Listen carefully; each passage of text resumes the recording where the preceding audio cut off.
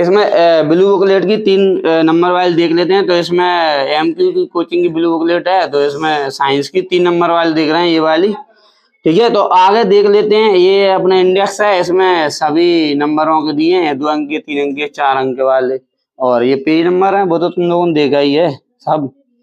ठीक है, तो अब इसमें चालू देखो, ये अपना पहला क्वेश्चन है त्रिअंकीय में क्या होता है। जबकि क्या होता है कि 2 क्वेश्चन तो आते ही हैं, क्या होता है कि उसके 2 क्वेश्चन आते हैं, क्या होता है जबकि। तो एक तो ये होता है जिंक धातु एक टुकड़ा कॉपर सल्फेट का विलयन लेंगे। कॉपर सल्फेट का विलयन क्या होता है, CuSO4 CuSO4 हो जाएगा, CuSO4, इसको बोलते हैं कॉपर सल्फेट।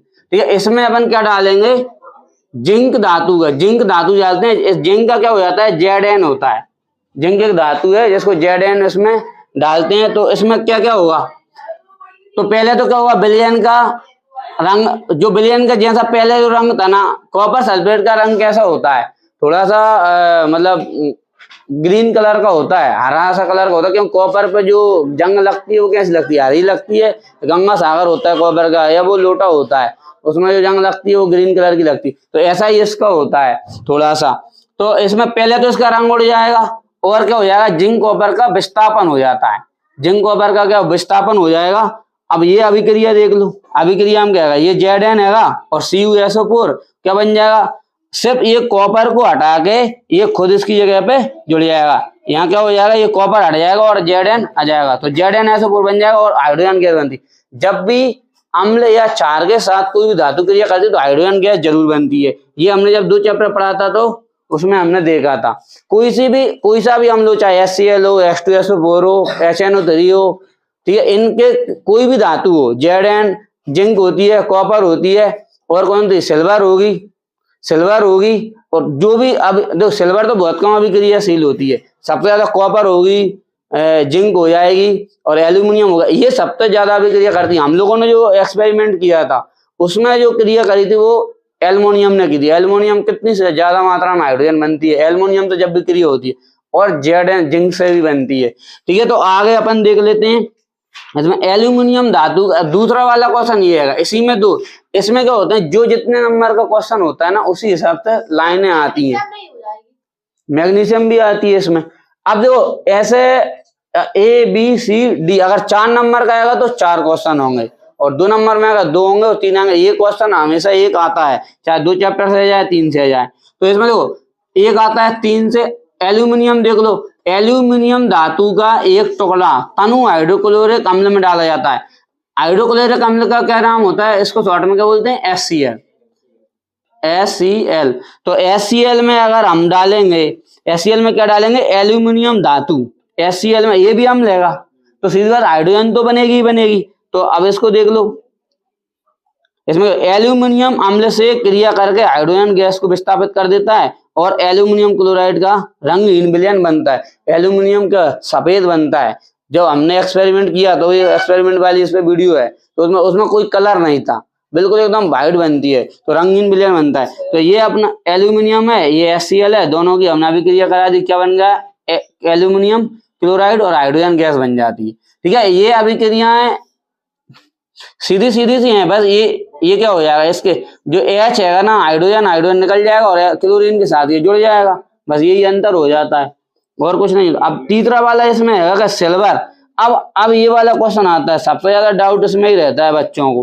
तो इसमें क्या रहता है, देखो सिल्वर धातु, सिल्वर का फॉर्म क्या होता है, सिल्वर का होता है Ag, ठीक है, और सोने का क्या होता है, सोने का होता है Au। ठीक है, अब सिल्वर धातु का एक टुकड़ा कॉपर सल्फेट विलयन में डाला जाता है।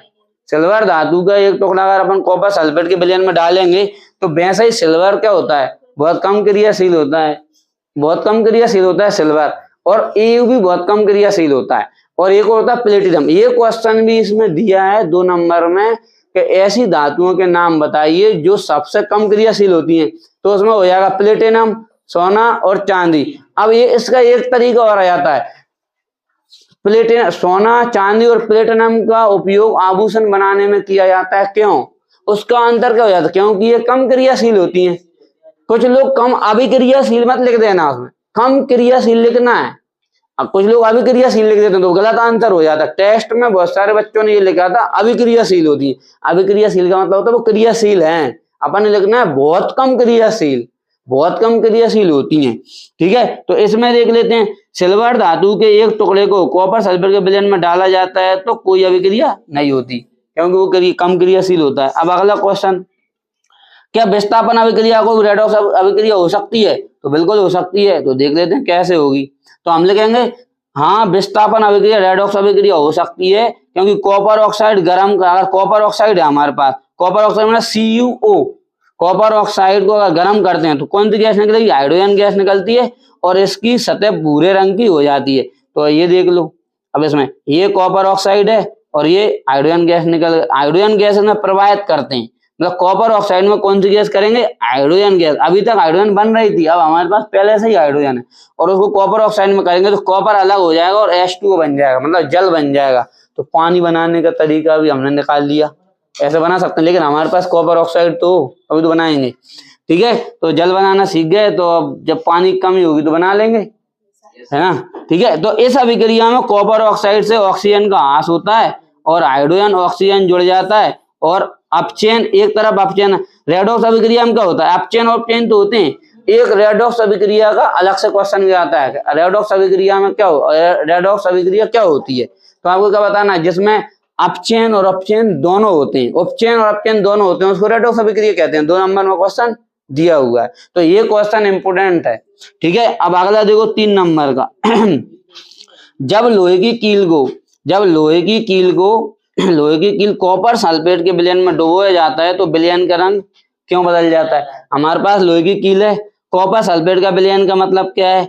CuSO4, कॉपर सल्फेट विलयन है, हम इसमें क्या मिला रहे हैं? लोहे की कील, तो Fe बन गया। Fe होगा ना, लोहे मतलब क्या होता है? Fe।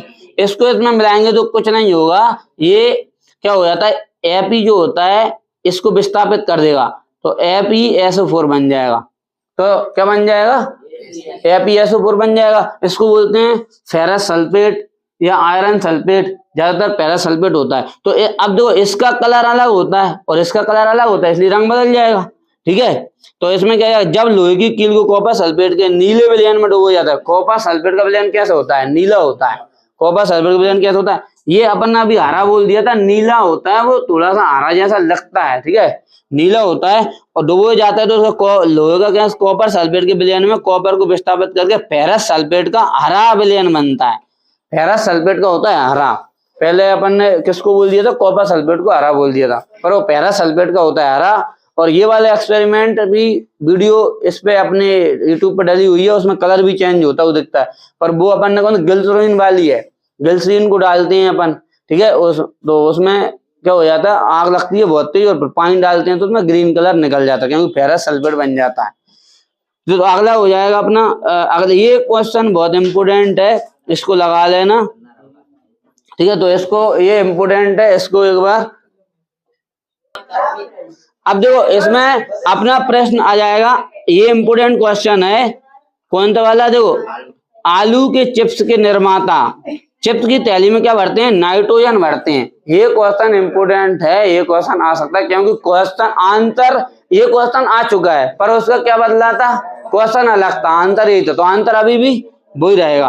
ठीक है, देखो, आलू के चिप्स निर्माता क्या करते हैं? चिप्स की थैली में ऑक्सीजन हटाकर उसमें क्या भर देते हैं? नाइट्रोजन गैस, कम क्रियाशील गैस भर देते हैं, जिससे चिप्स का उपचयन न होकर उस आलू के चिप्स निर्माता चिप्स की थैली में नाइट्रोजन से भरते हैं। मतलब ये है कि जो चिप्स बनाते हैं वो क्या रहती है?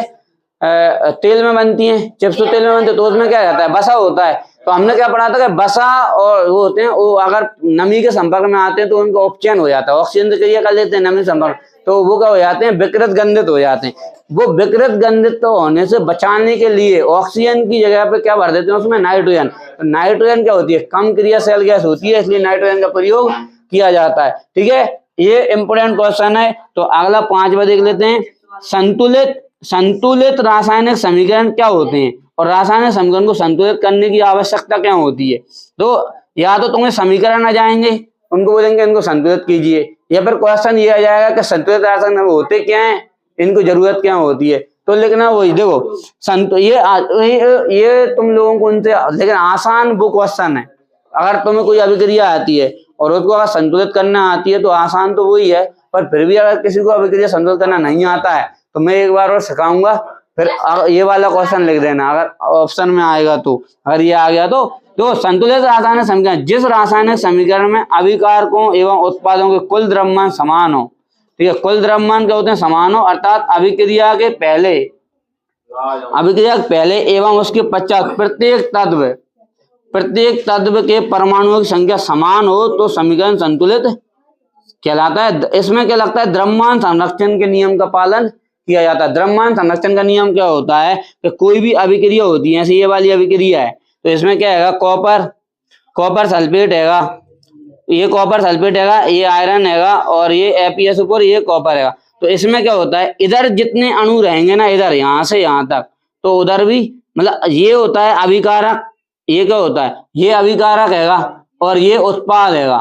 तो अभिकारक में जितने अणु अभिकारक में रहेंगे, ये हैगा अभिकारक और ये क्या हो जाएगा, उत्पाद।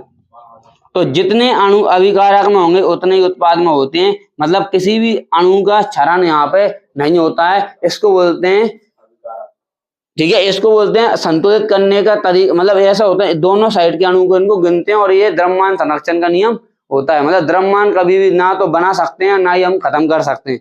मतलब ये है कि पानी को ना तो हम खत्म कर सकते हैं और ना ही अधिक अणु बना सकते हैं। थोड़ा बहुत केमिकल रिएक्शन के द्वारा बना सकते हैं पर वो खत्म नहीं कर सकते। किसी भी पदार्थ को आप ना तो खत्म कर सकते हैं, जैसे ऊर्जा, हमको सूर्य से ऊर्जा मिलती है तो उस ऊर्जा को हम ना खत्म कर सकते हैं और ना हम उस ऊर्जा को बना सकते हैं। हम क्या करते हैं, सिर्फ रूप में परिवर्तन करते हैं। इसलिए द्रव्यमान संरक्षण का नियम यह है कि किसी भी पदार्थ का द्रव्यमान का ना तो क्षरण होता है ना द्रव्यमान बनता है।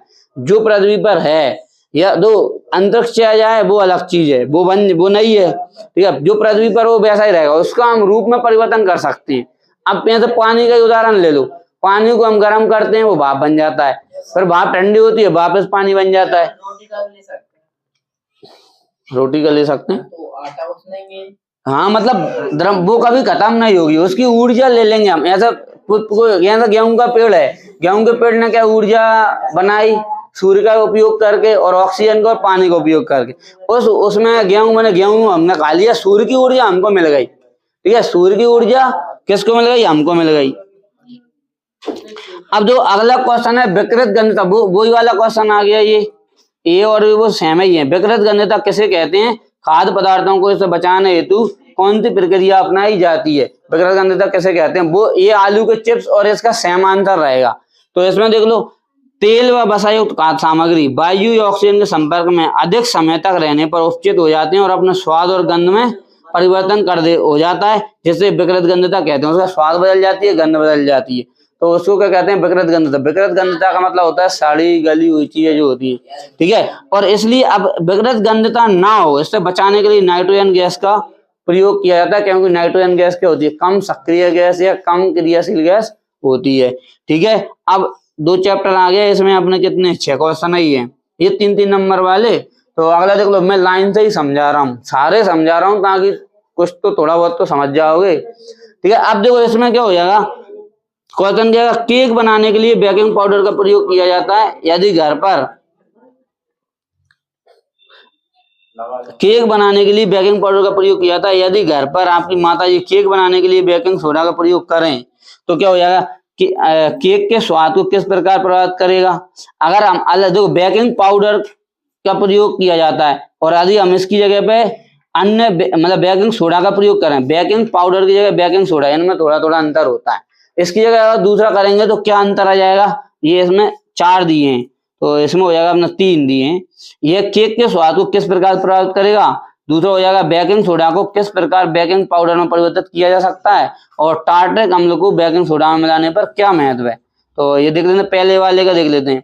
देखो इसमें को गर्म करने पर बेकिंग सोडा, अगर हम गर्म करेंगे, गर्म करने पर बेकिंग सोडा धावन सोडा में परिवर्तित हो जाता है। अगर गर्म करेंगे बेकिंग सोडा को गर्म करेंगे तो वो किस में बदल जाएगा, धावन सोडा में बदल जाएगा। धावन सोडा यही होता है कपड़े वपड़े धुलने का, ठीक है। बेकिंग सोडा को गर्म करेंगे तो उसमें धावन सोडा, तो जिसका स्वाद कैसा होता है, कड़वा, क्योंकि वो क्षारीय होता है ना, इसलिए क्षारीय स्वाद कैसे होगा, कड़वा होगा, क्योंकि ये क्षारीय होता है।